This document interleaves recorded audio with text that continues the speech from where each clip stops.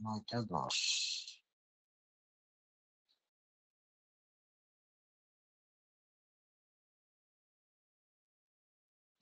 বর্ষাকালে তো এরকম তো বৃষ্টি হওয়াটা তো স্বাভাবিকই, বৃষ্টি তো হবেই বর্ষাকাল যেহেতু।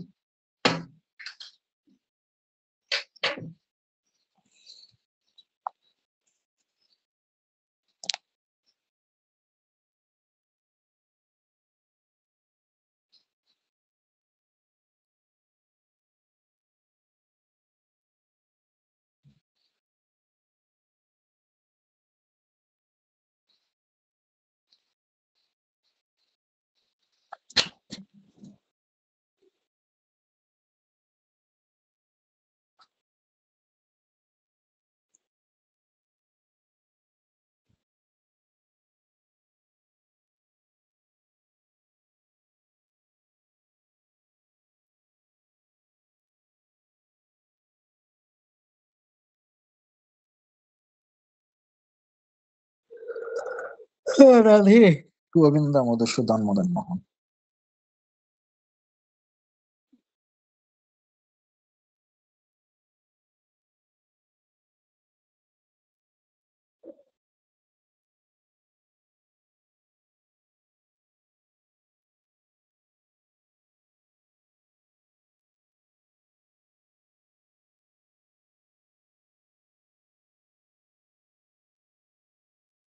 দশ হয়েছে। গুরবে গৌরচন্দ্রায় রাধিকায় তদালয়ে কৃষ্ণায় কৃষ্ণ ভক্তায় তদ্ভক্তায় নমাম্যহম। অনারিপীত চরিম চিরাদ করুণায়বতীর্ণ কলৌ সমর্পয়িতুম নতয়োজ্জ্বল রসম সভক্তি শ্রিয়ম। হরিপুরট সুন্দর দুতি কদম্ব সন্দীপিতঃ সদা হৃদয় স্কন্দরে স্ফুরতব শচীনন্দনঃ। শ্রী গৌরাঙ্গ নিত্যানন্দ শ্রী অদ্বৈত চন্দ্র গদাধর শিবাসাদি গৌরভক্ত বৃন্দ। ভজ শ্রী কৃষ্ণ চৈতন্য প্রভু নিত্যানন্দ। হরে রাম শ্রী রাধা গোবিন্দ। হরে কৃষ্ণ কৃষ্ণ কৃষ্ণ হরে হরে, হরে রাম রাম রাম হরে হরে, হরে কৃষ্ণ কৃষ্ণ কৃষ্ণ হরে হরে, হরে রাম রাম রাম হরে হরে। যত সখী মঞ্জরি বলত ঘিরি ঘিরি জয় রাধে শ্যাম। যত সহচরী গণ করে পুষ্প বরিশন রাধা রাধা রমন বলি গাই অবিরাম। জয় রাধা রমন গৌর হইলা রাধা রমন, রাধা রাধা রাধা রমন। তো আজকে একটি অল্প একটু বিষয় নিয়ে বলবো, সেটা হচ্ছে গিয়ে প্রাপ্তি অপ্রাপ্তি, বৈধি ভক্তি এবং রাগানুগা ভক্তি, এবং আমাদের মনুষ্য জীবনের স্বভাব। প্রাপ্তি অপ্রাপ্তি বলতে কি, যে আমি দুপুরে একটু বলছিলাম আমরা অনেক কিছু পেয়েছি কিন্তু সেগুলো আমাদের মনে থাকে না, আমাদের যেগুলো পাইনি সেগুলো নিয়ে আমাদের দুঃখ কষ্ট।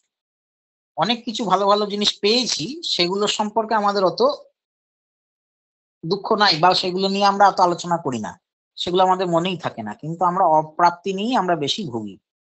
হ্যাঁ, তো এই সম্বন্ধে বলতে গিয়ে একটি কাহিনী বলতে হয়। তো কোন এক গ্রামে এক মালির একটি মাত্র ছেলে ছিল, তার স্ত্রী অল্প বয়সে মারা যায়। এই ছেলেটির যখন 14-15 বছর বয়স, তখন সেই মালিটিও হঠাৎ করে মারা যায় এবং ছেলেটি একা হয়ে পড়ে। তো ছেলেটি কি করবে এ ভেবেচিন্তে না পেয়ে, ওই পাশে একটা ফুল বাগান ছিল এবং সেটা নিজস্ব সম্পত্তি, সেখানে ফুল চাষ করতে এবং ছোটবেলা থেকে বাবার কাছ থেকে ফুল চাষ শিখেছে। তো সে কি করলো, পাশে একটি খুব বড়, দক্ষিণ ভারতে দেখবেন খুব বড় বড় মন্দির আছে, লক্ষ্মী নারায়ণের মন্দির, খুব বড় বড় মন্দির থাকে। তো কি করতো, ওই দুপুর বেলায় ওই মালা গেঁথে নিয়ে গিয়ে, সকালবেলা পরিচর্যা করে বাগানটাকে ফুলের মালা গেঁথে নিয়ে গিয়ে ওই লক্ষ্মী নারায়ণের মন্দিরের পূজারীকে গিয়ে দিত। তো পূজারীও দেখছে যে খুব সুন্দর মালা, হ্যাঁ, এবং হচ্ছে গিয়ে টাটকা ফুলের মালা, তো বাজার থেকে আর মালা কিনতে হবে না, ঠিক আছে।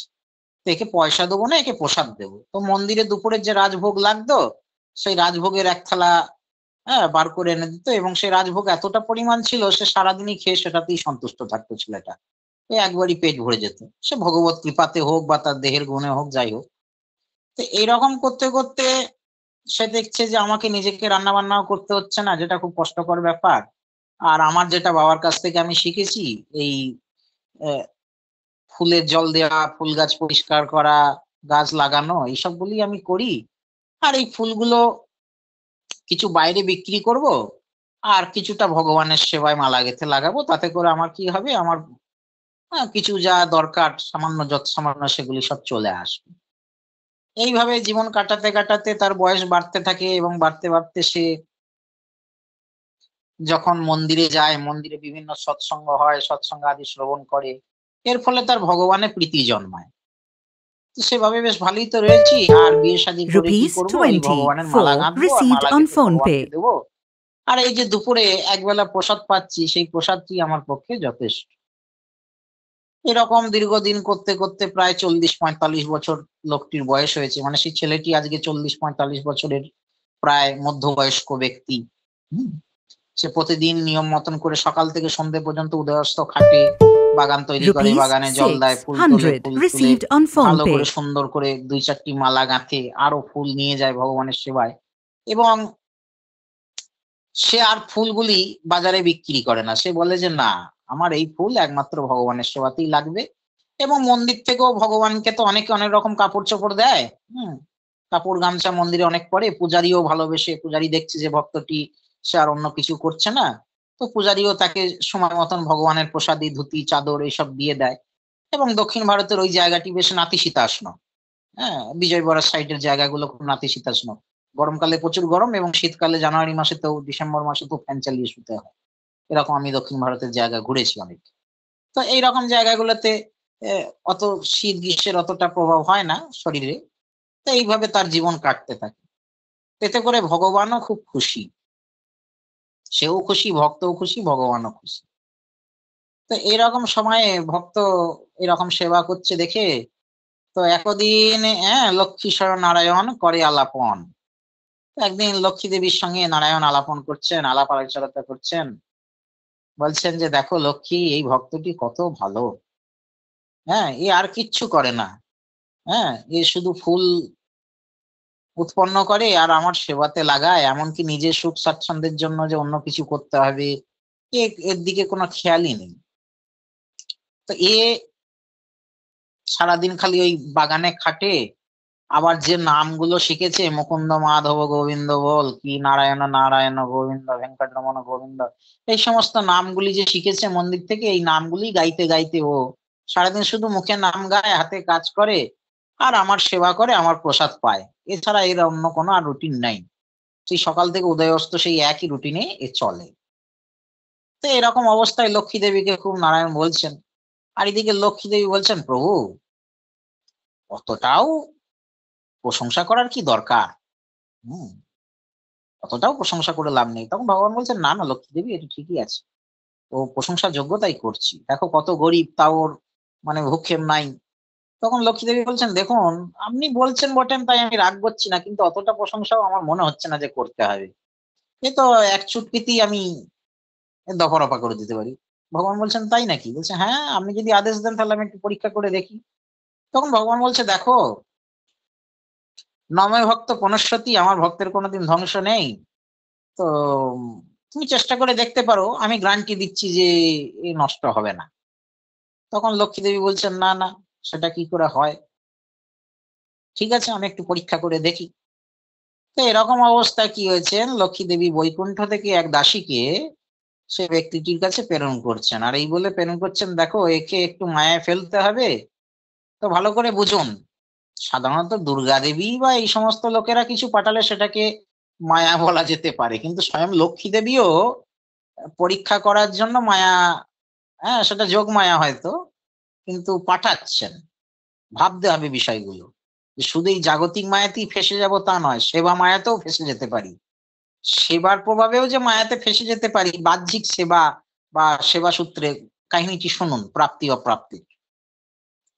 তো লক্ষ্মী দেবী সেই দাসীটিকে বলছেন, দেখো ওকে এমন ভাবে চেষ্টা করবে যেন ও তোমাকে বিয়ে করতে বাধ্য হয় বা বিয়ে করতে রাজি হয়। হুম, তো তো এরকম অবস্থায় লক্ষ্মী দেবী ওই বৈকুণ্ঠের যে পারিজাত ফুলের বাগান আছে সেই বাগান থেকে একটু ফুল তুলে একটি সুন্দর মালা গেঁথে সেই দাসীকে নিয়ে যেতে বললেন। তো সেই দাসীটিও মুহূর্তের মধ্যে বেশ সেজে গুজে, হ্যাঁ, সেই ভক্ত যখন দুপুরে খেটে খুঁটে মালা তৈরি করে মন্দিরে যাওয়ার জন্য উদ্যত হয়েছে, তখন সেই মালাটিকে নিয়ে ওই ভক্তের দরজায় এসে দাঁড়িয়েছেন। হ্যাঁ, নারায়ণ, হুম, হরিবল, হুম, প্রভুজি আছেন বাড়িতে? হ্যাঁ, কে? এই যে আমি, আপনার দাসী। আমার দাসী আবার কবে থেকে হলো? আমি ভগবানের দাস হতে পারলাম না, আমার দাসী কবে থেকে হলো? এই মেয়েটি কে? তখন দেখছে খুব সুন্দর মহিলা, এই মহিলা তো আর এই জলজগতে দেখা যায় না, বৈকুণ্ঠের, হ্যাঁ, দাসী। হুম, এরকম দেখে একটু মানে যাই হোক, সে কামার্ত দৃষ্টি না হলেও একটু বিস্ময়ের দৃষ্টিতে দেখছে তাকে আর কি, বিস্ময়ার্থ হচ্ছে যে এরকম সুন্দরী মহিলা। এরকম দেখে বলছে, আসুন ভেতরে আসুন। তো তখন সে তার একটা হাতে ব্যাগেতে মালা ছিল, মালাটা বের করে সেই ভক্তকে দেখাচ্ছেন, বলছে যে দেখুন, এই মালাটা খুব আমি খুব কষ্ট করে গেঁথে এনেছি আমার বাড়ি থেকে, কিন্তু পূজারি এটাকে একসেপ্ট করছেন না, পূজারি এটাকে গ্রহণ করছেন না। কারণ পূজারি বলছেন যে আপনার কাছ থেকেই প্রতিদিন তিনি মালা নেন, তো আপনাকে সেবায় বঞ্চিত করা হবে, এই জন্য পূজারি আমার মালাটিকে নিচ্ছেন না। কৃপা করে যদি আপনি এই মালাটিকে আপনার মালার সঙ্গেও যদি দেন। তখন সেই ভক্তটি নিজের মালার দিকে তাকাচ্ছেন আর সেই মালার দিকে তাকাচ্ছেন। ভক্তটি ভাবছেন, দেখো আমি কত কষ্ট করে এই ফুল বাগান করে একটা মালা তৈরি করছি প্রভুকে দেওয়ার জন্য, কিন্তু এই আমার এই মালাটি অতটা ভালো নয় যতটি এই মেয়েটি মালা এনেছে। তোর ফুলগুলিই বা কত সুন্দর, হ্যাঁ, এবং কত ঝকঝক করছে এবং কত সুন্দর করে গাঁথা। তা আমি তো চাই প্রভুকে ভালো জিনিসটা দিতে, তার এত ভালো জিনিসটা এনেছে, সেখানে আমার সেবার মূল্য কি? তখন বলছেন, ঠিক আছে, এক কাজ করো, তোমার মালাটি খুব ভালো হয়েছে, তোমার মালাটি আমাকে দাও, আমি প্রভুর গলায় দিয়ে আসি। তো এরকম করতে করতে সেই মালাটি নিয়ে গিয়ে সেই মন্দিরে উপনীত হলেন। সেই মন্দিরে পূজারী দেখে বলছেন, বাহ, খুব মালা। আর বাস্তবে ওই খুব সুন্দর করে ইনি মালা বানাতেন আগে থেকেও। আর এবং এমনকি ওনার কিছু হোক না হোক ওই গ্রামে একটা নাম হয়ে গিয়েছিল, হ্যাঁ, যে মাল্যকার অমুক ভক্ত আর কি। হুম, মাল্যকার সুসেন। তো এইরকম তার নাম হয়ে গেছে, অনেক নাম ডাক সে, মানে নাম ডাক বলতে কি, ভগবানের সেবার জন্য। এরকম আরেকটা সুন্দর মালা এনেছে, সবাই তো বাবা করছে কোথা থেকে পেলো। হ্যাঁ, এই বাবা শুনে তারও একটু আনন্দ হয়েছে, বলছে আমার প্রভুর জন্য তো ভালোই মালা হয়েছে। তখন মেয়েটি বাড়ি ফিরে এসে দেখছে যে মেয়েটি তখনও বসে রয়েছে, হ্যাঁ, যায়নি, বরঞ্চ তার ঘর দরজা অগোছালো ছিল। একটা পরিবেশে যদি, একটা বাড়িতে যদি শুধু পুরুষ মানুষ থাকে দেখবেন, হ্যাঁ, সাধারণত পুরুষ মানুষের অত গোছালো হয় না যত মহিলারা হয়। তো সমস্ত অগোছালো ঘর টর সমস্ত পরিষ্কার করে, হ্যাঁ, বাগানে জল টল দিয়ে, হুম, তখন সেই মেয়েটি বলছেন যে প্রভু, আমার বাড়ি খুব একটা দূরে নয়, ওই অমুক জায়গাতে। তো আপনার এখানে এই সমস্ত কষ্ট দেখে দুঃখ দেখে আমি আর থাকতে পারলাম না, এই জন্য আমি একটু পরিষ্কার টরিষ্কার করে দিলাম। তো তখন সেবকটি বলছেন, না না, ঠিক আছে, তুমি এক কাজ করবে, তুমি যদি কালকেও মালা পাও, তোমার বাগানের ফুলের মালাটি খুব ভালো হয়েছে, ফুলগুলি খুব ভালো, তুমি কালকেও আমার জন্য একটু নিয়ে এসো। এরকম করে দিন যায়, দিন যেতে যেতে এক সপ্তাহ গেছে, এক সপ্তাহ হয়েছে। এক সপ্তাহ যাওয়ার পর সেই ফুলের মালা প্রতিদিন নিয়ে আসছেন, হুম, এবং দেখছেন যে সমস্ত কিছু সেবার্থী সব করে দিচ্ছে, হ্যাঁ, এবং চোখের সামনে দিয়ে ঘুরঘুর করছে। তো দেখুন, এতদিন কিছু দুঃখ ছিল না, ভালো করে বুঝবেন, এতদিন কোনো কিছু দুঃখ ছিল না, না ছিল, হ্যাঁ, এত এত বৈভব ছিল না, ধন সম্পত্তি কিছু ছিল না, শুধু ফুল, হ্যাঁ, চাষ করতো আর ফুল দিয়ে মালা তৈরি করে নিয়ে ভগবানের গলায় দিত, আর সেই মালা থেকে যা কিছু প্রসাদ পেত বা পোশাক আচ্ছাদ পেত, সেই দিয়ে তার জীবন চলে যাচ্ছিল। কিন্তু যখনই লক্ষ্মী দেবী কৃপা করে, এটা লক্ষ্মী দেবীরই কৃপা, হুম, দুর্গা দেবী নয় মায়া করেন জগৎ জড় জগতে, কিন্তু এটা লক্ষ্মী দেবী কৃপা করে যখন তার নিজের দাসীকে পৌঁছে দিয়েছেন, তখন তার ঘরে বৈভবের চিহ্ন তো দেখা যাবেই। ও আস্তে আস্তে যেন বৈভবের চিহ্ন ফুটে উঠছে, মেয়েটি এসেছে, হুম, আর সে সাক্ষাৎ লক্ষ্মী দেবীর দাসী। তো এইভাবে তখন 7 দিনের দিন তার মনে হয়েছে যে এই মেয়েটি আমাকে কত সেবায় সুখী করছে, আমি প্রভুর জন্য মালা গেঁথে আমাকে আর কষ্ট করতে হচ্ছে না, এই মেয়েটি মালা গাঁথছে, কোথা থেকে ফুল আনছে কে জানে, হ্যাঁ, এত সুন্দর ফুলের মালা আমি প্রভুকে পরাতে পারছি, সে আমার জন্য রান্না করছে, মহাপ্রসাদ খাওয়ার পর পরেও আমি রাত্রেবেলা একটু প্রসাদ পেতে পারছি। হ্যাঁ, এবং কত আমায় সেবা করছে। আচ্ছা, এই মেয়েটিকে যদি আমার সাধন সঙ্গিনী হিসাবে পেতাম, সেবা সঙ্গিনী হিসাবে যদি পেতাম, যদি একে বিয়ে করতে পারতাম, তাহলে খুব ভালো হতো। তো এরকম অবস্থায় সে ওই 10 দিনের দিন, 7 দিন পেরিয়ে গিয়ে 10 দিনের দিন প্রপোজালটা দিয়ে দিয়েছে যে দেখো, হ্যাঁ তুমিও তো বিবাহিত নও, হ্যাঁ বিবাহিত হলে নিশ্চয়ই আমার এই বাড়িতে প্রতিদিন আসা যাওয়া করতে পারতে না, এবং তোমার বিবাহের চিহ্ন দেখতে পাচ্ছি না দেহে, তো তুমি কি আমাকে বিবাহ করতে পারো? তখন মেয়েটি বলছে যে দেখুন, হ্যাঁ তখনকার দিনে কন্যা পণ ছিল, এখনকার দিনে যেমন হচ্ছে কি ছেলেদেরকে পণ দিতে হয়, বাস্তবে বেদেতে বলা আছে যে মেয়ে নিতে গেলে পণ দিতে হয়, এটাই বেদের নিয়ম। হ্যাঁ, কন্যা পণ বলে। তো এরকম বলছে যে দেখো, আমার মা বাবাকে কন্যা পণ দিতে হবে। বলছে কত? বলছে 5 সহস্র স্বর্ণ মুদ্রা। তো তখন তো সে আকাশ থেকে পড়ছে, বলছে যে আমাকে বিক্রি করে দিলে 5,000, হ্যাঁ 5 সহস্র, 100 শত স্বর্ণ মুদ্রা হবে কিনা কোনো ঠিক নেই, তারপর 5,000 স্বর্ণ মুদ্রা। আমাকে আমার এই ঘটি বাটি বিক্রি করে দিয়ে আমাকে বিক্রি করে দিলেও 100 স্বর্ণ মুদ্রা হবে নাকি সন্দেহ আছে, আর সেই জায়গায় 5,000 স্বর্ণ মুদ্রা কোথায় থেকে পাবো? তখন মেয়েটি বলছেন, প্রভু তা আমি এতদিন আপনার সেবা করেছি, হুম, এবার যেহেতু আপনি সরাসরি আমাকে এই প্রপোজাল দিয়েছেন, অতএব তো আমার এইখানে আর আসা প্রতিদিন খাটে না, আপনি যখন 5,000 স্বর্ণ মুদ্রা পাবেন তখন আমার বাড়িতে এসে আমার মা বাবাকে প্রস্তাব দেন, এরপর আর আমার সাজে না। তো এই মেয়েটি আর আসে না। আর এইদিকে ওই 10 দিনের দিন মেয়েটি যাওয়ার পর 11 দিনের দিন সকালবেলা উঠে তার নাওয়া নাই খাওয়া নাই, বাগান পরিচর্যা নেই, সে তখনই ভাবছে হায় হায় কি পেলাম না কি পেলাম না, অপ্রাপ্তি শুরু হয়ে গেল তার।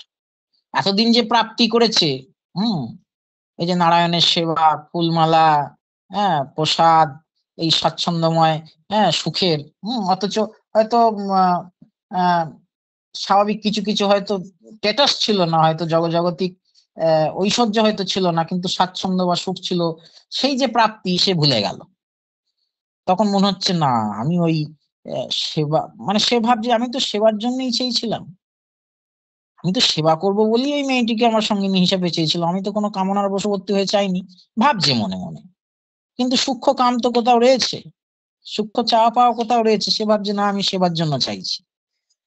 তো এইরকমই সে সেই দিনকে নাওয়া খাওয়া ভুলে ফুলের মালা কোথায় আর কোথায় মন্দিরে যাওয়া, মন্দিরে গেল না। মন্দিরে পূজারী ভাবছেন আরে হয়তো হয়তো মানুষ মাত্র তো শরীর খারাপ হতে পারে, কিন্তু এই 40টা বছরে 30টা বছরে সে কোনোদিন শরীর খারাপের জন্য মালা বন্ধ রাখেনি, আজকে হয়তো কিছু হতে পারে এই জন্য আসছেন। তারপরের দিনও সেই একই অবস্থা। হম, তো এরকম করতে করতে 3 দিন গেল, তখন লক্ষ্মী দেবী নারায়ণকে বলছেন, প্রভু কোথায় গেল আপনার মালা? হ্যাঁ, তখন লক্ষ্মী দেবী বলছেন যে দেখো, ও হয়তো কোনো অসুবিধায় পড়েছে, হম, এই জন্য হয়তো মালায় আসতে পারছে না। হ্যাঁ, অসুবিধা নেই। তখন লক্ষ্মী দেবী বলছেন, না না আপনি জগৎপতি, আপনার তো অজানা কিছু নেই, আমি দাসী পাঠিয়েছিলাম, সেই দাসীর থেকে এই অবস্থা, তা আপনি কি জানেন না? বললেন লক্ষ্মী দেবী আমি সবই জানি, তাও আমার মনে হয় ওর কিছু হবে না, যা হোক হোক, দেখা যাক। তো তার পরের দিন যখন 4 দিনের দিন যখন আর মানে কিছু হচ্ছে না, তখন নারায়ণ এসে একটা ব্রাহ্মণের বেশ ধরে এসে তার বাড়িতে বলছেন, হ্যাঁ কই গো, কেউ আছো নাকি বাড়িতে, একটু জল তেষ্টা পেয়েছে, যাই হোক অতিথির ডাক।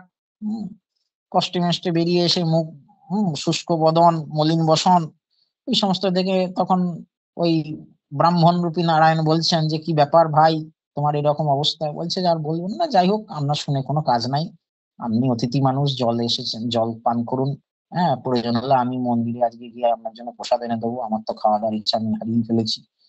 এরকম নারায়ণ বলছেন যে কি হয়েছে আমাকে খুলে বলোই না। বলছে যে এই এরকম একটি সেবার জন্য একটি মেয়ে খুঁজছিলাম, মেয়ে খুঁজছিলাম বলছি, মেয়ে পেয়েছিলাম, তো সেটিকে বিয়ে করতে চেয়েছি, সে আমাকে 5,000 স্বর্ণ মুদ্রা কন্যাপণ চেয়েছে, আমি এখন কোথায় পাবো? আমাকে বিক্রি করলেও 100 স্বর্ণ মুদ্রা হবে না। তো তখন নারায়ণ, ব্রাহ্মণ বেশি নারায়ণ, কোমর থেকে একটা থলি থেকে 5,000 স্বর্ণ মুদ্রা বার করে দিয়ে হাতে ধরে বললেন যে নাও। তো তখন নারায়ণ জিজ্ঞাসা করছেন যে আপনি কে, কোথা থেকে এসেছেন? হ্যাঁ, এইসব না জেনে, আমি বৃত্তান্ত না জানে, আরে দিচ্ছি, তুমি এতদিন সেবা করেছো, তোমার মতন ভক্তের একটু নাম ডাক আছে শুনেছি, তাই দিচ্ছি। হম, তো তখন সেটাকে নিয়ে তো সে খুব আনন্দে আটখানা। তখন সে বলছে তাহলে আপনি বিশ্রাম নিন আমার ঘরেতে, হ্যাঁ আমি একটু আসি বেরিয়ে। তখন নারায়ণ মনে মনে হাসছেন। হ্যাঁ, তো এরকম সে দৌড়ে দৌড়ে দৌড়ে দৌড়ে গিয়ে যেখানে মেয়েটির বাড়ি বলেছিল সেখানে গিয়ে উপস্থিত হয়েছে। তো সেখানে ভিতরে গিয়ে মেয়েটিকে বলছেন, কই গো তোমার বাবা মা কই, দেখো। হ্যাঁ, তো দেখছি কেউ নেই, ঘরের ভেতরে একটি ঘোমটা দিয়ে একটি মেয়ে বসে রয়েছে। বলছে, এখন আর আমাকে কি লজ্জা, আমি তো তোমার এই 5,000, এই নাও 5,000 স্বর্ণ মুদ্রা, আমি তোমার কন্যা পণ নিয়ে এসেছি। তো এখন তোমার বাবা মাকে ডাকো, আমরা একটু বিয়ের কথা বলি। তখন এরকম ধীরে ধীরে ঘরের ভেতরে খুব আশা নিয়ে ঢুকে দেখছে যে মেয়েটা ঘোমটা দিয়ে, এক গলা ঘোমটা দিয়ে বসে আছে। যে কি গো, এতদিন তো ভালোই মুখ দেখাতে, এখন আবার কিসের লজ্জা, চলো ঘোমটা খোলো। তো এরকম করে যখনই মাথা থেকে ঘোমটাটা খুলে দিয়েছেন, তখন দেখছেন যে সেখানে ভগবান সুদর্শন নারায়ণ বসে রয়েছেন। তো তখন তার হাত থেকে সেই পুডলিটাও পড়ে গেছে, আর সে হতবিম্ব হয়ে তখন সে চেতন ফিরে পেয়েছে, যে প্রভু, হ্যাঁ কি ব্যাপার, কি হলো। তখন তখন বুদ্ধি ফিরে এসেছে, যে দেখো, আমি চাইছিলাম ভগবানের সেবার জন্য, আর সেই মেয়ের জন্য 3 দিনের সেবা আমি বন্ধ করে দিলাম। তাহলে আমার সেবার জন্য চাইছিলাম, বাস্তবে মনকে প্রশ্ন করতে হবে, যে সে প্রশ্ন করছে মনকে, যে আমি চাইছিলাম যে আমার সেবায় সহায়ক হোক, আমি সেবা করব নারায়ণের এই ফুল টুল মালা দিয়ে, তো সেই জন্য এই মেয়েটিকে বিয়ে করবো। কিন্তু যখন এই মেয়েটিকে বিয়ে করতে পারলাম না, তখন আমার সেবা 3 দিনের জন্য বন্ধ হয়ে গেল। তাহলে আমি কি সেবা করতে চাইছিলাম প্রকৃতপক্ষে, না ওই মেয়েটিকে চাইছিলাম? তো এরকম করেই ভক্তের আশা ভঙ্গ হলো, ভক্তটি আরো দৃঢ়ব্রত হয়ে গেলেন, দৃঢ়ব্রত হয়ে হ্যাঁ ফিরে গেলেন। হ্যাঁ, তারপর দিন থেকে তার যথারীতি সেবা চলতে লাগলো। তো লক্ষ্মী দেবী তখন একটু অসন্তুষ্ট হয়ে বৈকুণ্ঠে বসে আছেন। বলছেন, প্রভু এটা তো চিটিং হলো, আপনি গিয়ে সেবা রক্ষা করে দিলেন ওর, আপনি গিয়ে শিক্ষা দিয়ে দিলেন, তাহলে আমার আর কি করার আছে, আপনি যেখানে ক্ষমতাবান পুরুষ। তখন ভগবান বলছেন যে দেখো, তুমি হয়তো করতে পারো, ফাঁসাতে পারো আমার ভক্তকে, কিন্তু আমার ভক্তকে তো আমি ছেড়ে দিতে পারি না, ফেলে দিতে পারি না, আমার ভক্তকে আমাকে রাখতেই হবে। তো এখান থেকে 3-4টে শিক্ষার বিষয় আছে। 1 নাম্বার হচ্ছে কি, আমাদের অনেক কিছু আছে, আমরা অনেক কিছু পেয়েছি, না চাইতেও ভগবানের কাছে আমরা অনেক কিছু পেয়েছি, কিন্তু এই বৈকুণ্ঠ মায়ার প্রভাবেই হোক, হ্যাঁ, বৈকুণ্ঠ গুণানুবর্ণনে, সেই বৈকুণ্ঠের মায়াই হোক, আর হচ্ছে যে এই জাগতিক মায়াই হোক, যখন তার প্রভাবে পড়ে আমাদের কিছু অপ্রাপ্তি থেকে যায়, তখন সেইটাই আমাদের মূল কারণ হয়ে যায়। তখন সেইটাই মনে হয় যে কেন পেলাম না, কেন পেলাম না। তখন আমাদের এই দুঃখ, হতাশা, হ্যাঁ, তখন নিজেকে খুব দারিদ্র মনে হয়। হম, এই আর কি। তো এটা গেল 1 নাম্বার শিক্ষা, যে আমাদের অনেক কিছু আমরা পেয়েছি, সেইগুলো আমরা চিন্তা করি না, যেগুলো পেয়েছি, যেগুলো আমার কাছে অলরেডি আছে, হ্যাঁ, সেগুলো আমরা চিন্তা করি না। যেগুলো পাচ্ছি না, হ্যাঁ, আমার একটা ভালো চাকরির দরকার, ইয়ে দরকার, সবই দরকার আছে, ভগবান জানেন তোমার কি দরকার, তুমি ভগবানের শরণাগত হও। হ্যাঁ, ঠিক ভগবান তোমাকে সাহায্য করবেন, তোমাকে না খায় রাখবেন না ভগবান। ভগবান চাইছেন না যে তোমাকে বিশেষ কিছু বেশি দিতে, তুমি বেশি পেলে হয়তো ভুলেও যেতে পারো ভগবানকে, হয়তো বা তোমার কাছে সময়ও না থাকতে পারে অত ভজনে। আমাদের বাবাজি মহারাজ বলেন, চাকরি করে আর কি লীলা স্মরণ হবে, চাকরি করলে লীলা স্মরণ হবে না। যদিও কথাটা আমি এখানে কাউকে ইয়ে করতে চাইছি না, মানে অনুৎসাহিত করতে চাইছি না। হ্যাঁ, অনুৎসাহিত করা আমার উদ্দেশ্য নয়, উদ্দেশ্য হচ্ছে যে আমাদের কাছে অনেক কিছু আছে, সেগুলো থাকা সত্ত্বেও আমরা যেগুলো নেই সেগুলোর জন্য ছুটছি, সেগুলোতে আমাদেরকে দুঃখী মনে হচ্ছে। প্রাপ্তির কথা আমরা চিন্তা করি না, অপ্রাপ্তিটাকেই নিয়ে বেশি ভাবি। 1 নাম্বার।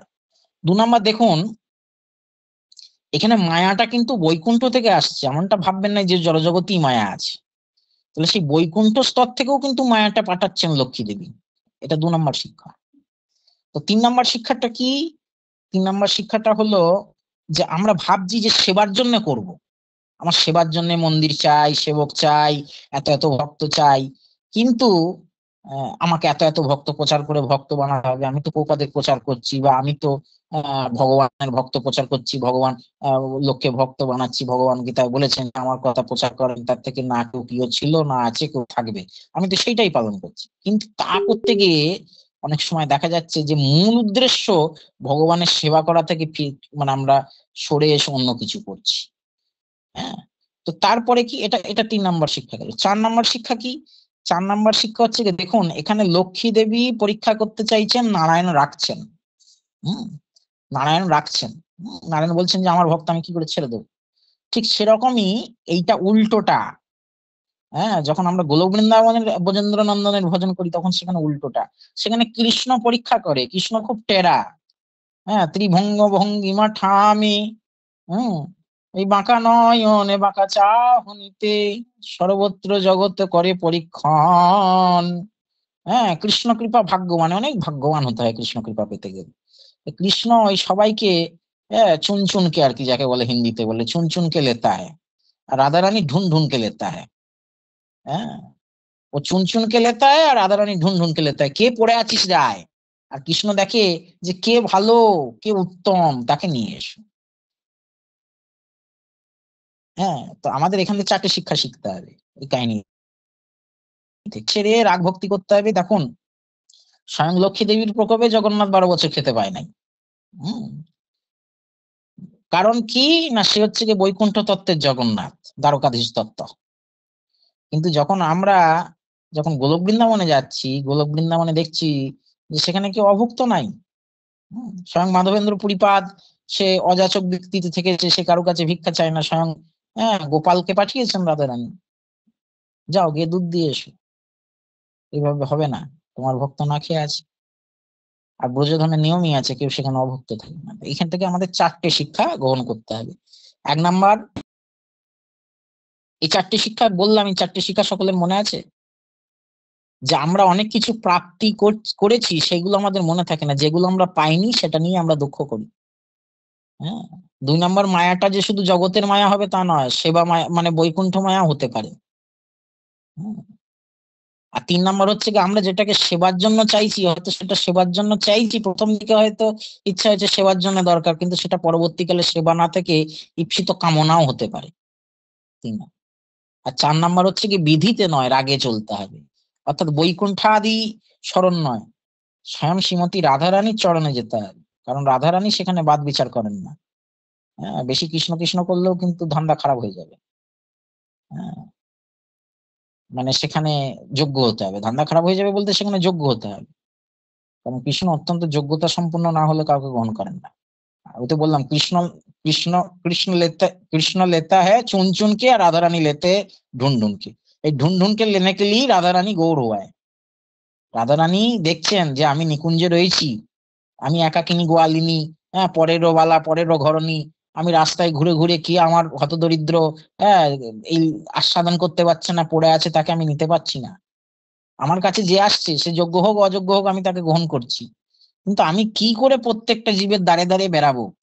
তখন দেখছি যে না, এই কালো সোনার দেহটার আবরণ আমাকে নিতেই হবে, কালো সোনার দেহটাকে ঢুকে আমাকে ওর দেহটাকে ধারণ করতেই হবে। তো চলো পুরুষ হই, আমি তো কুলোবালা পরের রমণী, মাথায় ঘোমটা দিয়ে বেরোতে হয় আমাকে। হুম, তা আমি কি করে জীবের দ্বারে দাঁড়িয়ে যাবো, চলো। এই কালো সোনাকে ইয়ে করে আমি জীবের দ্বারে দ্বারে বেড়াই, আয় রে জীব আয়। হম, গৌরী ডেকে ডেকে ডেকে বলে, নিতাই কেঁদে কেঁদে কেঁদে বলে, লহরে কিশোরীর প্রেম নিতাই ডাকে আয়। এই গৌর নিত্যানন্দ, শ্রী গৌর সুন্দর শ্রীমতী রাধারানী, স্বয়ং শ্রীমতী রাধারানী নিকুঞ্জ নিকুঞ্জ প্রেম বিলাবার জন্য এসেছেন। তো অতএব আমাদের এই চারটি শিক্ষা হৃদয়ে কিন্তু খুব ভালোভাবে ধারণ করতে হবে। সবসময় অপ্রাপ্তির জন্য কাঁদলে হবে না, যে আমি ওটা পাইনি পাইনি পাইনি। একটা মা যেমন জানে তার ছেলের কি দরকার, হম, একটা বাচ্চা ছেলের কি দরকার মা সব জানে। তাকে কতটা দুধ খাওয়াতে হবে, তাকে কি পড়াতে হবে, কোন সময় চান করাতে হবে, বা না খেলেও তাকে জোর করে খাওয়ায়। হম, একটা আজকালকার বাচ্চা ছেলেদেরকে খাওয়ানোর জন্য কত সাধ্য সাধনা করতে হয়, ঠিক সেরকম আমরা যদি বাচ্চা ছেলের মতন হয়ে যাই ভগবানের কাছে, আমার কোনোদিন অভাব থাকতেই পারে না। আমার অভাব তো আমার মনে, ওটা চাই এটা চাই সেটা চাই, তার ওইটা আছে আমার এইটা নেই কেন, এই অপ্রাপ্তি গুলো আমার মনের। বাস্তবে হচ্ছে যে ভজনটাই মূল।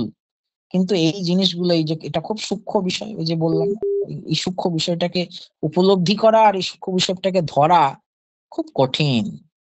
এই জন্য সাধু সাবধান, স্থির কর অবধান।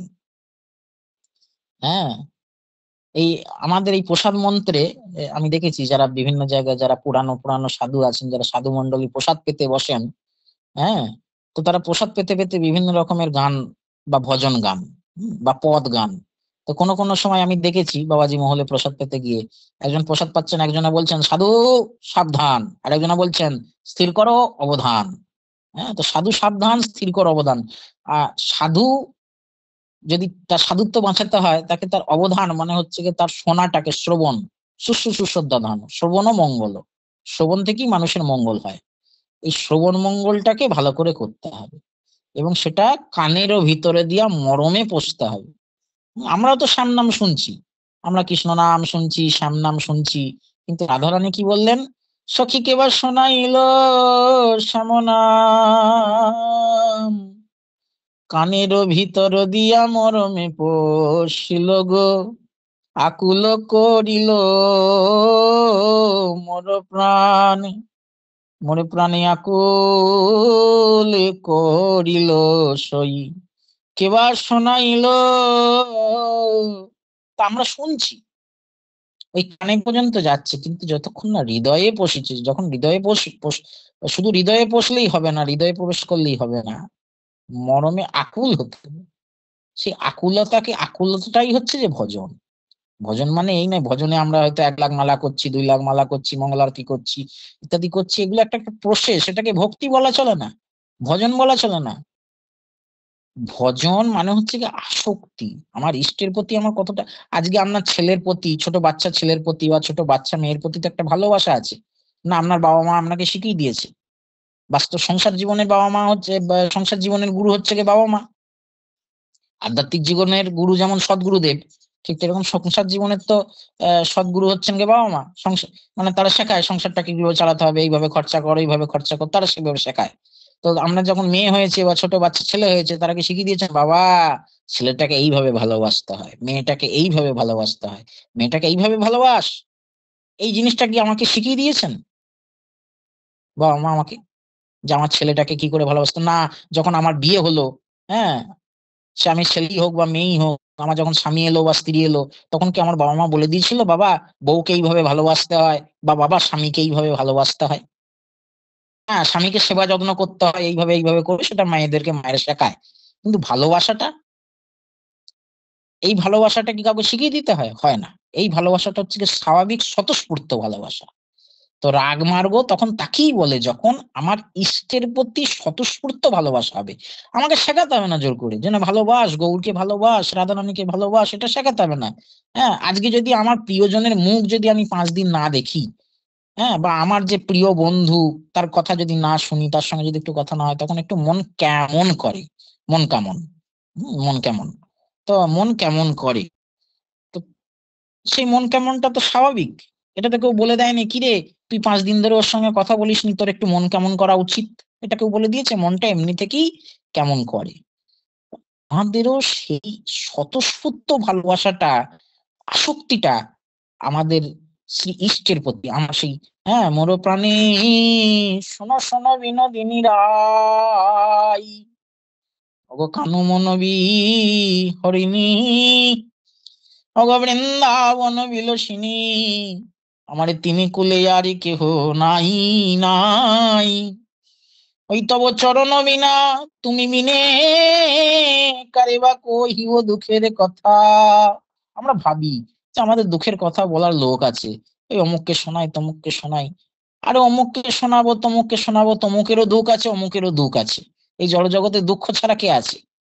হ্যাঁ, কিন্তু আমরা যখন সমস্ত ছাড়া, হ্যাঁ, যে এই তৃণ জগতে তিন কুলে আমারও কেহ নাই, ওগো বিনোদিনী, আমি যে সর্বহারা, এই জগতে আমার কিচ্ছু নাই, আমি সর্বহারা। হ্যাঁ, একমাত্র তুমি বিনে গৌরী চাঁদ জিনে, হম, আরে কেহ নাই, কেহ নাই, ওগো বিনোদিনী রাই। এই ভাব আসাটার নামই ভজন, এইটাই ভক্তি, এটাই রাগ। এইগুলোকে আনার জন্য জপ করা, মঙ্গল আরতি করা, ধাম সেবা করা, পরিক্রমা করা, এই সাধু সেবা করা, সাধু সঙ্গ করা, এইটাকে আনার জন্য, এইটাকে আনার জন্য আমি করছি, 20 বছর ধরে করছি, 15 বছর ধরে করছি, 20 বছর ধরে করছি, কিন্তু এইটা আসছে না। একটা কারেন্টে যদি হাত দিই, তাহলে কারেন্টে শর্ট মারতে বাধ্য। হুম, বা প্লাগ বোর্ডেতে প্লাগ গুছলাম, সুইচ না দিলে পরে লাইট জ্বলবে না। হ্যাঁ, আমরা হয়তো শুনছি, সাধু সঙ্গ করছি, কিন্তু সম্যক রূপে হচ্ছে না বলেও আমাদের মধ্যে হয়তো সেই কারেন্টটা ফ্লো হচ্ছে না। কিন্তু যে পাগল, পাগলের সঙ্গে 3 দিন থাকুন, পাগলের সঙ্গে 3 দিন থাকুন, মোবাইল টোবাইল বাদ দিয়ে পাগলের সঙ্গে, কোন একটা পাগলের সঙ্গে 3 দিন থাকুন, দেখবেন যে আপনার মাথাটা ঘুরতে শুরু করেছে, আপনার মধ্যেও কিছু অসংলগ্নতা আসছে 3 দিন পরে। ঠিক সেরকম যে রাধারানীর জন্য পাগল, যে গৌড়ের জন্য পাগল, এরকম ব্যক্তির ব্যক্তিগত সঙ্গ করতে হবে। সঙ্গ করা আর সঙ্গ দেওয়া দুটোর মধ্যে পার্থক্য আছে। আপনি হয়তো কোনো সাধুর বাড়িতে গেছেন বা সাধু সঙ্গ করতে গেছেন, বাস্তবে সেটা সঙ্গ বলে কি বলে না সেটা বুঝতে হবে। সঙ্গ মানে সাধুর কাছে যাওয়া বা সাধু আপনার বাড়িতে আসা, সেটা সঙ্গ নয়। সঙ্গ মানে হচ্ছে সাধু যখন মনের কথা আপনাকে খুলে বলবে, বা আপনি যখন সাধুকে মনের কথা খুলে বলবেন। হ্যাঁ, কথায় অন্তশ্চ মাম নিত্যম তুষ্যন্তি চ রমন্তি চ। তো কথায় অন্তশ্চ মাম নিত্যম তুষ্যন্তি চ রমন্তি চ, যতক্ষণ না হচ্ছে ততক্ষণ তো হচ্ছে না ওটা। ততক্ষণ কেবল সাথে থাকা আর সাথী হওয়া দুটো আলাদা। হ্যাঁ, দেখা যাবে স্বামী স্ত্রী একসঙ্গে 60 বছর কাটিয়ে দিল, অথচ কেউ কারু ওই বাইরেই ভালোবাসা। হম, কেউ কারু হতে পারছে না। জগতের এটা দোষ, এটা জগতের দোষ, এটা কোনো ব্যক্তি বিশেষের নয়। জগতে এখন কলিযুগে বেশিরভাগই এরকম দেখা যাচ্ছে। কাছে থাকা আর কাছের হওয়া, সঙ্গে যাওয়া আর সঙ্গ করা। হম, একটা বাউল গানে বলছে, তরিতে বাসনা থাকে ধরে এমন সাধু সঙ্গ। সাধু সঙ্গটাকে ধরতে বলছে, করতে বলছে না। যদিও বাউল গান, এটা আমাদের চর্চার বিষয় না, তথাপি কিছু কিছু গানের তো অর্থ আছে। হ্যাঁ, যদি তরিতে বাসনা, আমার আবার সুরগুলো আসে না। হ্যাঁ, সব আমার কীর্তনের সুর ছাড়া আমার ওই একই সুর, কানুবিনে গীত নাই মতো। তো ওই তরিতে বাসনা থাকে ধরো রে মন সাধু সঙ্গ, করো রে মন সাধু সঙ্গ বলছে না কেন? কেন করো নয়, কেন ধরো? ধরো কথাটা কেন বলছেন? হ্যাঁ, সাধু সঙ্গটাকে ধরতে হবে, করলে হবে না। আমি যদি মনে করি যে সাধু সঙ্গটা করতে যাব, বাস্তবে সাধু সঙ্গই বলেছেন। সাধু সঙ্গ সর্বশাস্ত্রের কয় লবমাত্র, সাধু সঙ্গে সর্বসিদ্ধি হয়। এটাই বাস্তব। সাধু সঙ্গ করো, সাধু সঙ্গ করো। কিন্তু সেই করোটাকে আমাদের ভাষায় পরিভাষায় দেখতে গেলে আমরা ভুল করব। সাধু সঙ্গটাকে ধরতে হবে। এই ধরাটাই হচ্ছে গিয়ে চাতুরতা, প্রবেশ চাতুরী সার। প্রত্যেকটা লাইনের, প্রত্যেকটা ভজনের একটা করে অর্থ আছে। হ্যাঁ, সেদিনকে বাবাজি মহারাজ গাইছেন, হ্যাঁ, শ্রীকৃষ্ণ চৈতন্য চন্দ্র নিত্যানন্দ জান, বৃন্দাবন দাস তছু পদযুগে গান। এই যে শ্রীকৃষ্ণ চৈতন্য নিত্যানন্দ চন্দ্র জানো, বৃন্দাবন দাস তছু পদযুগে গান। এই যে জান মানে কি, তখন বাবাজি মহারাজ বললেন এই জান মানে হচ্ছে গিয়ে প্রাণ। হ্যাঁ, আর দেখবেন যে বৃন্দাবন দাস ঠাকুরের প্রায় পয়াডের ভনিতাতে এই লাইনটা করেছেন। তো তার মানে জান মানে প্রাণ। হ্যাঁ, এটা খুব কম লোকে হয়তো উম, বুঝবে। হম, ওইভাবে জানবে না, হয়তো জানতে বলছে এরকম ভাবতে পারে। ঠিক সেরকম প্রত্যেকটা মহাজনীয় পদের প্রত্যেকটাতে একটি করে অর্থ, একটি করে আহ বিস্তৃত ব্যাখ্যা লুকিয়ে রয়েছে। সেগুলো বুঝে আমাদেরকে অ্যাকর্ডিং কাজ করতে হবে।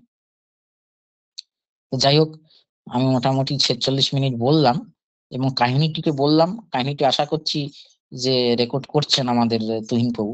তো এই জিনিসটাকে, এটাকে বারবার শুনবেন, যে জিনিসগুলো বলছি এগুলোকে শুনবেন বারবার। এগুলো ঔষধি। হ্যাঁ, আর ভজন মানে জানবেন যে আকুলতা বাড়ানো।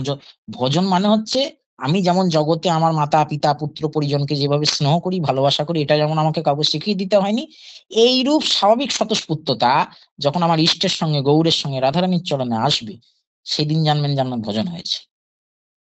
মনে হচ্ছে যেটা ওই ভোজন আর হচ্ছে গিয়ে ওই কিছু নাম স্মরণ ইত্যাদি হচ্ছে। এত নাম করার অর্থ কি? এই যে আমি রাধারমন নাম করছি বা হরে কৃষ্ণ নাম করা হচ্ছে, আকুল ভাবে ডাকছি যে আমার কেউ নেই। তার নাম জপ করার অর্থ হচ্ছে কি আমার কেউ নেই, তুমি একমাত্র আমার সার। হ্যাঁ, আরে কিবা স্বপনে কিবা ধ্যাবনে, অহর্নিশি চিন্ত কৃষ্ণ Rupees বল বদনে। হ্যাঁ, 4,410 received ওরা on এই phone দিনে pay. মানে না, রাধে জানে না, সদাই কৃষ্ণ কৃষ্ণ কহে। এটা রাধারানীর দশা। তো রাধারানী প্রাণ শ্যামসুন্দরকে, প্রাণ গোবিন্দকে ভালোবাসেন, সেই জন্য উঠতে খেতে বসতে সর্বদাই নাম নিচ্ছেন। তো আমাদের এই যে উঠতে বসতে খেতে, এই যে নামের যে প্রেসক্রিপশন, কিসের জন্য? সেই ভালোবাসাটাকে বৃদ্ধি করার জন্য। আমি সারা জীবন কোটি জন্ম করে যদি নাম সংকীর্তন তথাপি না পাই ব্রজের ব্রজেন্দ্র নন্দন, এই কথাটারই বা অর্থ কি? এটা তো চৈতন্য চরিতামৃতের বা কোথাও একটা প্রামাণিক শাস্ত্রের অংশ, যে কোটি জন্ম করে যদি নাম সংকীর্তন তথাপি না পায় ব্রজের ব্রজেন্দ্র নন্দন। হ্যাঁ, কোটি জন্মে থাকলে ভাগ্য, তবে হয়, তবে বিষয় ছেড়ে হয় বৈরাগ্য। বিষয় মানে কি? টাকা পয়সা ধন দৌলত, এগুলো বিষয়? আমরা মনে করি তাই, বিষয় মানে হচ্ছে ওইগুলো। হ্যাঁ, না না না, বিষয়ের সংজ্ঞা আরো সূক্ষ্ম। ওগুলো বিষয়, ওগুলো গ্রসলি, মানে ওগুলো স্থূলভাবে বলতে গেলে, ওগুলো হচ্ছে কি বিষয়। কিন্তু বিষয়ের সংজ্ঞা, কামের সংজ্ঞা আরো অনেক সূক্ষ্ম। এই যে ভক্তটি মানে সেবা করার জন্য বিয়ে করতে চাইছে, এটাও বিষয়। বুঝতে হবে, খুব সূক্ষ্মাতি সূক্ষ্ম। বিষয়ের সংজ্ঞাও খুব সূক্ষ্মাতি সূক্ষ্ম, জড় কামের সংজ্ঞাও খুব সূক্ষ্মাতি সূক্ষ্ম। হয়তো এগুলো হয়তো এখন হয়তো যেগুলো বলছে এগুলো হয়তো হজম হচ্ছে না, বা এগুলো হয়তো ঠিক মতন গ্রহণ করতে পারছেন না, তাও এগুলো ভবিষ্যতের জন্য জমা করে রাখুন। একটা না একটা দিন এই স্তরে আসতেই হবে, সে আমি হোক বা আপনি হোক। জয় গৌ রাধেশ্যাম, জয় নিতাই। জয় নিতাই। এখানে ওই আপনার রামকৃষ্ণদেবের কথা আমি তো ওখানে পড়েছিলাম যে বিষয় হচ্ছে বিষ, তো এটাই। তো যাই হোক, আরো কারো কিছু যদি মন্তব্য থাকে, ওয়েলকাম।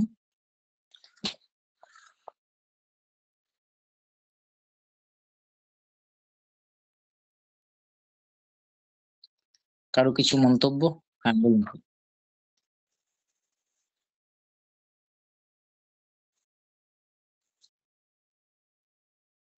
হুম হুম হুম হুম হুম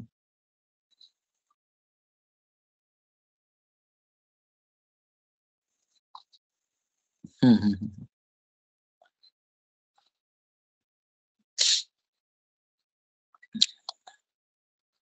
বিষয়টা হচ্ছে কি সেরকমই। তো আর বাকিদের কারো কিছু জিজ্ঞাস্য?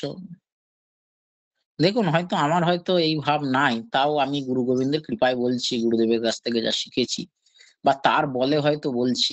আমার হয়তো নিজস্ব ভাবে সেই বল নেই, আমিও হয়তো সূক্ষ্মভাবে কোথাও না কোথাও বিষয়ের কোপে রয়েছি।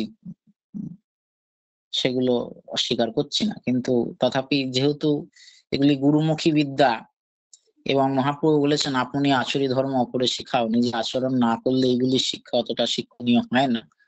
তথাপি যেহেতু এগুলি আমার কথা নয়, সব গুরুবর্গের কথা, যেমন আমাদের সেবক স্বামী প্রভু মহারাজ বলেন আমি তো প্রভুপাদের তোতা পাখি, প্রভুপাদ যা বলেছেন তাই বলছি। ঠিক সেরকম আমার যেটা মনে হয়, যে আমি বাবাজি মহারাজের কাছ থেকে শিখেছি বা জেনেছি, হুম, আমাদের সেবক স্বামী গুরু মহারাজের কাছ থেকে যা শিখেছি জেনেছি। হ্যাঁ, বলুন। হ্যাঁ হ্যাঁ।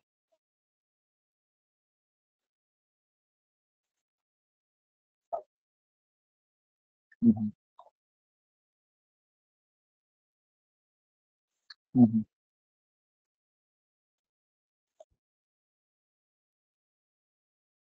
হুম হুম।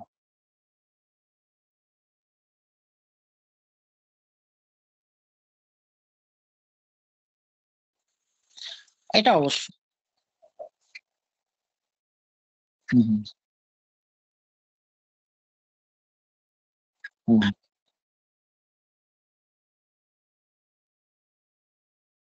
হুম হুম হুম। এটা সাকসেসফুল হবে না, সেটা সাকসেসফুল হওয়ার কথাও নয়। এখানে গুরুক্রমে আদেশ থাকতে হবে। যেমন এই আমার গ্রুপের সকলেরা রয়েছে, এখানে আমি সর্বদাই বারবার একটা কথাই বলে থাকি যে দেখো, আমার নিজস্ব কোনো ক্ষমতা নেই বা নিজস্ব কোনো ক্ষমতার বলে আমি এখানে কিছু করতে আসিনি। হ্যাঁ, বা আমার এই সারা জীবনও ১৪ জন্ম ভজন করলেও যে আমার সেই ক্ষমতা আসবে তার কোনো গ্যারান্টি নেই। হ্যাঁ, কিন্তু আমার বাবাজি মহারাজ আমাকে বলেছেন, আমি তাই করছি, এবং বাবাজি মহারাজ আমাকে সিম্পল সরলভাবে এবং হচ্ছে গিয়ে যেভাবে বলেছেন আমি সেভাবে করতে চেষ্টা করছি, বা আ যারা বাবাজি মহারাজের কাছে গেছেন, হ্যাঁ, এবং ব্যক্তিগতভাবে আমি যাদেরকে বাবাজি মহারাজের কাছে নিয়ে গিয়ে বসিয়েছি, সবাইকে সামনেই বাবাজি মহারাজকে বলেছি যে, "দেখুন বাবাজি মহারাজ, আপনি হয়তো দেখছেন আমি হয়তো কাউকে কিছু হয়তো মন্ত্রাদি কিছু হয়তো প্রদান করলাম। ঠিক আছে, সেগুলো কিন্তু আমার জোরে নয়, সেগুলো সবই আপনার জোরে।" হ্যাঁ? এবং বাবাজি মহারাজ ঠিক আছে বলে সেই কথা মানে প্রসন্নতার সঙ্গে এড়িয়ে গেছেন। ওর মধ্যে ঢুকতে চাননি। এ কথা আমাদের অনেকেরই প্রমাণ পেয়েছে। অরিক রাও গিয়ে বসেছিল, নীলেশ রাও গিয়ে বসেছিল। এসব কথা জানে এগুলো। তো আমরা কেউ যদি স্বইচ্ছায় প্রচারক, হুম? বা হচ্ছে গিয়ে গুরু হতে চায়, তো সেটা হচ্ছে গিয়ে একমাত্র কি বলবো, সেটা ঐকান্তিকী হরির ভক্তির উৎপাদয়ে কল্পতে, সেটা উৎপাদেরই সৃষ্টি করবে। যাই হোক, জয় গৌর রাধেশ্যাম। তো আমি বলবো এটা নিশ্চয়ই ক্লাসটা রেকর্ডিং করা হয়েছে, তো গ্রুপে ছাড়বেন, আমি এটাকে সবাইকে বারবার শুনতে বলবো পরবর্তীকালেও। আমার যেটা মনে হয় যে, কারণ দেখুন আমি যা কিছু বলি সেগুলো কোথাও মুখস্থ করে বা এরকম করে নয়, কারণ আমার ওটা হয় না, আমার মুখস্থ বিদ্যাটা একদম নেই। আমার না পারলেও আমি বলে দেবো যে আমার এটা মনে আসছে না, তো আমার এরকম মুখস্থ বিদ্যাটা আমার হয় না। তো যেটা মনে হয়, যেটা পরমাত্মা, যেটা চৈত্য গুরু যেটা হৃদয়ে জাগান, সেটাই বলি সেই দিন। এমন নয় এর জন্য আমাকে 2 দিন ধরে প্র্যাকটিস করতে হয় বলার জন্য। জয় গৌর রাধেশ্যাম।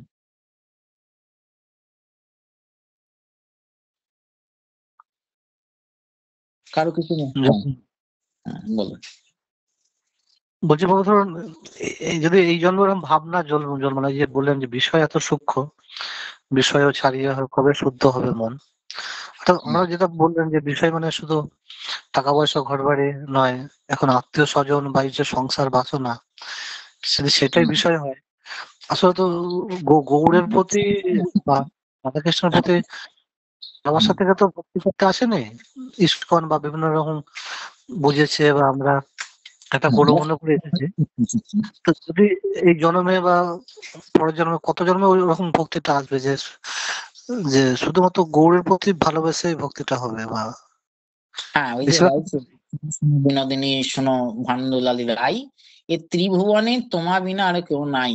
হুম, যে শোনো গো শোনো বিশ্ব ভানুরাজ নন্দিনী, অগো বিনোদিনী,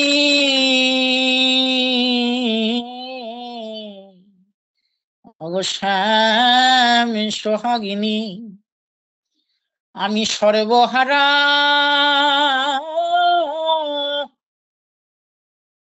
তুমি বিনা আর কে বা আছে, আরে কেহ নাই, কেহ নাই।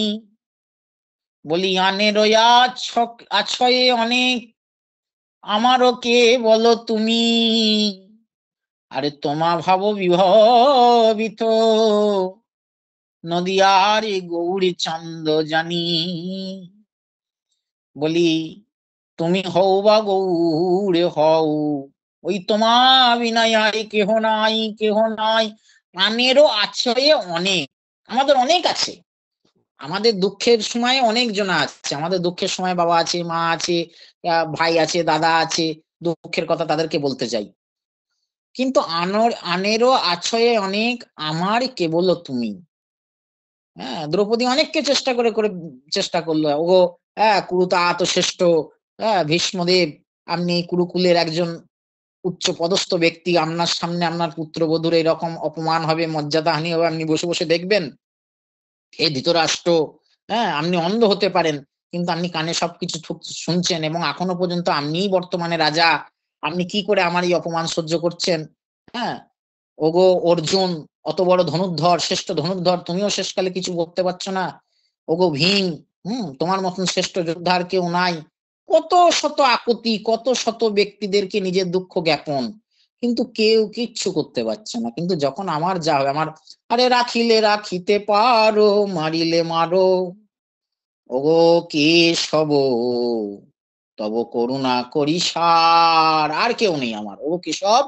হ্যাঁ, এই জগৎ জুড়ে আমি দেখলাম এই রাজ, প্রাসাদে, আজকে এই রাজ বিচার তলায়, রাজ হ্যাঁ সভায়, এই রাজ সভায়, হ্যাঁ আমি কি দেখলাম, যে আমার কেউ নেই। আমি বীরের পত্নী হয়ে, এত বড় বংশের কুলবধূ হয়ে আমি দেখলাম যে আমার কেউ নাই। হে গোবিন্দ, তোমা বিনে আরে কেহ নাই, এখনো বুঝিনুই আমি, আমার আর কেউ নেই। আমার সম্মান গেলেও যাক, না গেলেও থাক। হম, সম্মান রাখলে রাখো, না রাখলে না রাখো, আমি বুঝলাম যে এখন শুধু তুমিই একমাত্র গতি। আমি হাত তুলে দিলাম, আমি আর নিজেকে বাঁচাবার চেষ্টা করছি না। আমি নিজের কাপড় জড়িয়ে ধরার চেষ্টা করছি না। এইভাবে যে শরণাগতি, এখন যেটা বললেন যে আমরা এখন শাস্ত্র যুক্তিতে ভক্ত হয়েছি, এটা অবশ্যই আমাদেরকে কোনো ভাগ্যবান ব্যক্তি, কোনো ভক্ত, তার কৃপাতে আমরা শাস্ত্র শুনেছি, শাস্ত্রে বলা হয়েছে কলিযুগের যুগ ধর্ম হরিনাম, বা শাস্ত্র আমাদেরকে বলেছে হরিভজন করতে হবে, হ্যাঁ, গৌর ভজন করতে হবে। তাই শাস্ত্রের নির্দেশে ভয়েতেই এক প্রকার, হ্যাঁ, এক প্রকার ভয়েতেই, যে না ভজন করলে হয়তো ন্যূনতম অধঃপতিত জীবনে পতিত হতে হবে, এই সমস্ত ভয়েতেই শাস্ত্র যুক্তি শুনেই হয়তো আমরা এই ভগবত পথে এসেছি, ভক্তি পথে এসেছি। হ্যাঁ, হয়তো স্বাভাবিকই নয় সেই ভক্তি পথে আসাটা, কিন্তু যখন এসেছি, যখন ওই যে বলছিলেন আমাদের, যদিও এগুলো ফিল্মি স্টাইলের গানা হতে পারে, কিন্তু শুদ্ধ ভক্তরা সব জায়গাতেই তো মানে ভগবান সম্বন্ধ খোঁজেন। যেমন আমাদের ওই বৈষ্ণব পদ দাস বাবাজি মহারাজের যে অরিত্রের রেকর্ডিং, সেখানে কি বললেন, যেটা আমিও মাঝে মাঝে বলে থাকি, যে তাকে আমি চোখে দেখিনি, তার অল্প অল্প কথা শুনেছি, অল্প অল্প কথা শুনে আমি তাকে ভালোবেসেছি। এই যে কথা শুনছি, শ্রবণ মঙ্গল, এই শ্রবণ মঙ্গল করতে করতে একদিন ঠিক তাকে ভালোবেসে ফেলবো। আস্তে আস্তে তো অল্প তো ভালোবাসা হয়েছে, হ্যাঁ, বঞ্চিত তো হয়নি, কিঞ্চিত তো হয়েছে, কিঞ্চিত হয়েছে বলেই তো আজকে শ্রবণ করছেন। কিঞ্চিত পরিমাণও যদি না থাকতো, সেটা হয়তো আহ খুব বিন্দু বিন্দু বিন্দু হলেও তো হয়েছে। সে বিন্দু বিন্দু পরিমাণ হয়েছে বলেই তো আজকে এই শ্রবণটা হচ্ছে। এই শুনতে শুনতে শুশ্রূষু শ্রদ্ধা ধানম, হ্যাঁ, মাধব প্রিয়ে কথা রুচি, এ বাসুদেব কথা রুচি যেমন আছে, তেমনি মাধব প্রিয়ায় ঠিক রুচি হবে, ঠিক রতি হবে। শুনতে থাকুন, এবং এই শোনাটা যেন কোনো অবস্ট্রাকশন না থাকে, শোনাটা শুশ্রূষু শ্রদ্ধা ধানম হোক, আর এই শোনাটাকে নিয়ে বিচার করা হোক। আমার একটাই অনুরোধ, যেটা শুনছেন সেটা বিচার করুন, সেটাকে মনন করুন। এই শুনলাম, আজকে শুনতে হবে, আবার কালকে শুনবো, নতুন নতুন টপিক তো প্রতিদিনই নতুন নতুন টপিক হচ্ছে। হ্যাঁ, কারণ ভগবত রাজ্যে তো বলার শেষ নেই। হ্যাঁ, অসংখ্য বিষয় রয়েছে। হ্যাঁ, ভগবান নিত্য, এবং হচ্ছে যে ভগবান হচ্ছে যে অনাদি। তাই ভগবানের লীলা কথা, ভগবান সম্বন্ধীয় কথা, কৃষ্ণ কথা, রাধা কথা, এগুলোও অনাদি, এ চলতে থাকবে। কিন্তু এর মধ্যেও, হ্যাঁ, আমি হয়তো নিত্য স্তরে, আমার আত্মস্তরে হয়তো আমি অনাদি, আমার আত্মার কোনো ধ্বংস নেই, কিন্তু এই শরীরটা, এই যতটুকু সময় আমাকে দেওয়া হয়েছে শরীরের মধ্যে, সেটা অনাদি নয়, তার একটা আদি আছে, তার একটা টাইম পিরিয়ড আছে, যে এই সময়ের মধ্যে তোমার শরীরটাকে শেষ করতে হবে, যা করবার করে নাও। তো সেই সূত্রে আমি যা কিছু প্রতিদিন শুনবো, সেগুলো যদি আমি একটু মনন করি, আজকে কি শুনলাম, ঠিক আছে, আমি হয়তো ওগুলো হতে পারছি না, করতে পারছি না, কিন্তু সেইগুলোকে মনন করা আমাদের কর্তব্য প্রতিদিন। হম, এই মনন করতে করতে করতে করতেই মনটা দেখবেন যে তখন শ্রীমতী রাধারানীর হয়ে গেছে। হম, এই হচ্ছে বিষয়। সাধনে ভাবিবে যাহা, সিদ্ধ দেহে পাইবে তাহা। আমাদের ভজনটা কি ভাবনা? তো নরোত্তম দাস ঠাকুর প্রেসক্রিপশন দিচ্ছেন, ভাবো তুমি অমুক মঞ্জরি, তুমি অমুক গৌর দাস।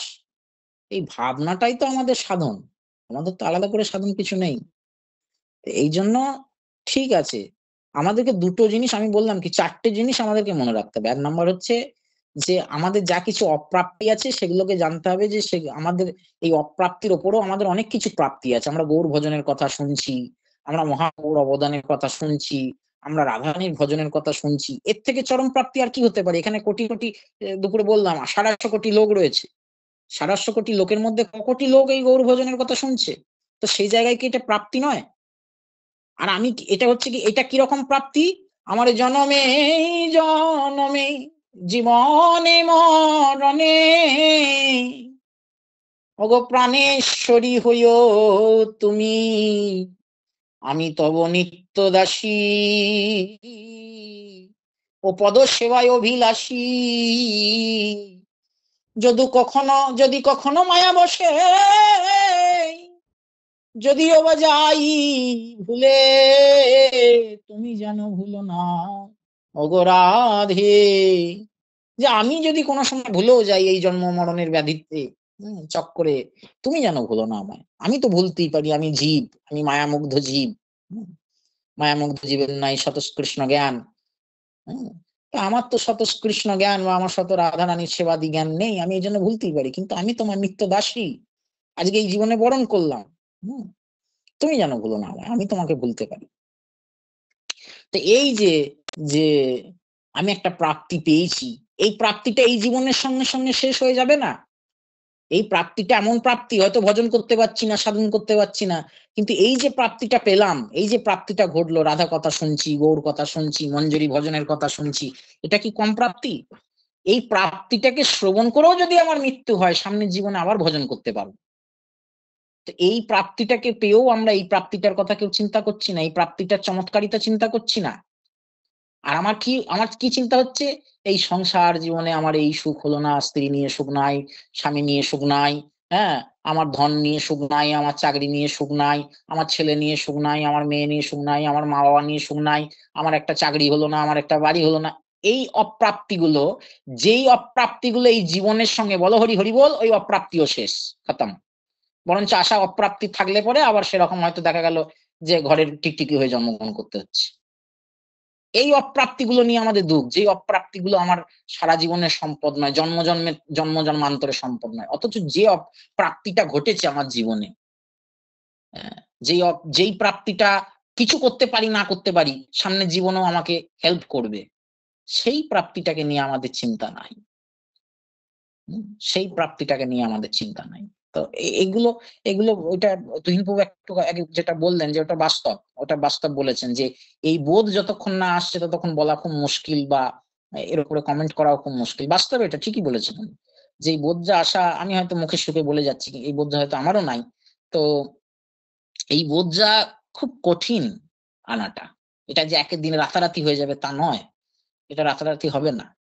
তথাপি গৌর চরণে, রাধারানীর চরণে প্রার্থনা করতে করতে করতে করতে একদিন না একদিন তো হবে, সে এক জন্মে না হোক।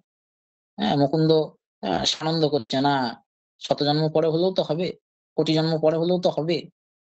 হ্যাঁ, তো মহাপ্রভু বলছেন যে আমি কথা দিচ্ছি, অচিরাত পাইবে তুমি কৃষ্ণ প্রেম ধন। হ্যাঁ, করো, নাম করো, এই ভব, হ্যাঁ, মনে নিজ সিদ্ধ দেহ করিয়া ভাবন, রাত্রি দিন চিনতে কৃষ্ণ রাধা কৃষ্ণের সেবন। যাও সেবা করো মনে মনে, আমি বলছি পাবে। হ্যাঁ, তো মহাপ্রভু যখন কথা দিয়েছেন পাবো, তো মহাপ্রভুর এই কথাগুলি শুনেছেন, এর থেকে কি প্রাপ্তি আর, এটাই তো সর্বত্র মানে সর্বোচ্চ প্রাপ্তি। ভজন করতে পারি না করতে পারি, এই হা গৌর বলে, হা গৌর সেবা করব, হা রাধারানীর সেবা করব, এই অতৃপ্তি নিয়ে যদি মরতে পারি তাতেই লাভ। সারা জীবন ভজন হয়তো হলো না, সারা জীবন হয়তো বিষয় নিয়ে পড়ে থাকলাম, কিন্তু যদি মনে যদি কোথাও কোনাতে যদি এক বিন্দুও যদি কোথাও ক্ষোভ থেকে, না আমার গৌরে ভজন হলো না গো, আমার বৃথাই গেল মানব জীবন, আমার গৌরে বলা হলো না ভাই। দেখুন, একজন ব্যক্তি ছিল সিদ্ধ রামদাস বাবাজি মহারাজ, পাঁচবাড়ির পাটবাড়ির প্রতিষ্ঠাতা। তো তিনি বৃন্দাবনে গেছেন। হ্যাঁ, বৃন্দাবনে গিয়ে পণ্ডিত বাবা, রামকৃষ্ণ পণ্ডিত বাবা, যিনি ব্রজের বিখ্যাত শুদ্ধ সন্ত, যার ভজন কুটির ছিল কুসুম সরোবরে। হ্যাঁ, তো সেখানে গেছেন, পণ্ডিত বাবা জিজ্ঞেস করছেন, বাবা তুমি তো ব্রজেই ছিলে, কি করে ব্রজে এলে? হ্যাঁ, তুমি তো ব্রজেই ছিলে, আবার ব্রজে কি জন্য এলে? তো অর্থাৎ হচ্ছে কি, তুমি তো নবদ্বীপেই ছিলে, ব্রজেতেই ছিলে, আবার তোমার এখানে আসার কি দরকার? কিন্তু সাধুদের কথা তো তারাশের কথা, বোঝা খুব মুশকিল সাধারণ লোকের জন্য কথা। তখন তখন যেই নিতাই বলছে, তুমি তো নিতাই গৌড়ের কাছেই ছিলে। হ্যাঁ, তো যখন এই কথা শুনেছেন আমাদের সিদ্ধ ছিল রামদাস বাবাজি মহারাজ, হ্যাঁ, তখন তিনি শুধু 1 ঘন্টা ধরে কাঁদলেন, শুধু 1 ঘন্টা ধরে দুটো কলি গাইলেন, দুটো লাইন শুধু, আমার নিতাই বলা হলো না, আমারে গৌরে বলা হলো না, আমার নিতাই বলা হলো না, গৌর বলা হলো না। অথচ দেখা যাচ্ছে যে আমরা উনি সারা জীবন ধরেই নিতাই গৌর বলে বলে গাইছেন। সেই বলাটা, এই যে বাবাজি মহারাজ আমাদের শিক্ষা দিলেন, এই যে আমরা বলছি বটে রাধা কৃষ্ণ, নিতাই গৌর হরে কৃষ্ণ এইসব বলছি বটে, কিন্তু সেই বলাটা সম্যক রূপে বলা হচ্ছে কি? তো যাই হোক, এই শিক্ষাগুলো হয়তো খুব কঠিন, বাস্তবেই খুব কঠিন, শুনতেও খুব কঠিন লাগবে, কিন্তু দেখুন, সব শিয়ালের তো এক রা, হ্যাঁ, ঠিক সব সাধুরই এক রা। এইগুলি হচ্ছে যে ভবরোগের ওষুধ, এগুলো ছাড়া আমাদের কাছে কি আছে, কি বলবো আর কি বলতে পারি এগুলি ছাড়া? জয় গৌর রাধেশ্যাম, নিতাই গৌর রাধেশ্যাম। হরে কৃষ্ণ কৃষ্ণ কৃষ্ণ হরে হরে, হরে রাম রাম রাম হরে হরে, জয় রাধা রাধা রমন রাধা রাধা রাধা। তো কারো কিছু মন্তব্য আদি না থাকলে পরে বিশ্রাম। তো যাই হোক, আমি আজকে একটু খুব শর্ট ক্লাস দিয়েছি, মানে কিছু অল্প সংখ্যক বলেছি। তো আমার কাজ হচ্ছে গিয়ে সকলকে এই গৌরের সেবায় কি করে আপনারা আসবেন সেই জন্য প্রার্থনা করা। আমি যে আপনাদেরকে গৌরের সেবায় লাগাতে পারবো এটাও নয়, অত ক্ষমতা আমার নাই, কিন্তু আমি নিজে গুরু গৌরাঙ্গের কাছে প্রার্থনা করতে পারি নিজের জন্য এবং আপনাদের জন্য, আমরাও আমার জন্য প্রার্থনা করতে পারি, এমনটা নয় যে আপনাদেরই প্রার্থনা দরকার আছে, আমার কোনো প্রার্থনার দরকার নেই। আপনারাও আমার জন্য প্রার্থনা করবেন, হুম, যে যার কাছ থেকে শুনছি তিনিও যেন সম্যক রূপে গৌর গোবিন্দের সেবায় লাগতে পারেন। এইভাবে আপনারাও প্রার্থনা করুন, আমিও প্রার্থনা